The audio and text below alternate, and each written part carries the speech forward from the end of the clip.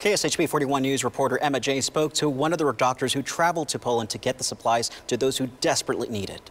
Dr. Debbie McCulloch with Global Care Force is wrapping up her trip to the Poland-Ukraine border right now. As she prepares to head back to the United States, she tells me this last week weighs heavy on her heart. Just realizing they lost everything, and so many people have, it's really just heartbreaking. Dr. Debbie McCulloch spent the last week at the Poland-Ukraine border. During her trip, she's heard stories from refugees fleeing Ukraine, some of them just now completing a 2-month-long trip to the border. I think they're grieving, they're hurting. It seems like they're just kind of numb to what's happening.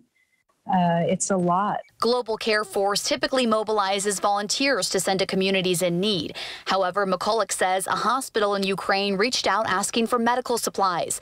The nonprofit packed 10,000 doses of antibiotics and other supplies into suitcases to send over with McCulloch. She met up with doctors from the hospital to pass off the supplies, and they should be arriving to the hospital in Kyiv later this week. During her trip, McCulloch spent time meeting with humanitarian groups to find potential volunteer opportunities for Global Care Force. She also crossed the border into Ukraine this past weekend, meeting refugees who left their entire lives behind to escape their war-torn homeland.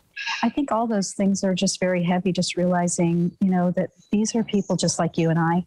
And if we were experiencing that, how distraught you would feel. While the experience leaves her heart feeling heavy, she says there is a silver lining. She's blown away by the number of people and groups doing what they can to help. I think we all can take some solace to know that kindness and compassion are still a thing. In Kansas City, Emma James, KSHB 41 News.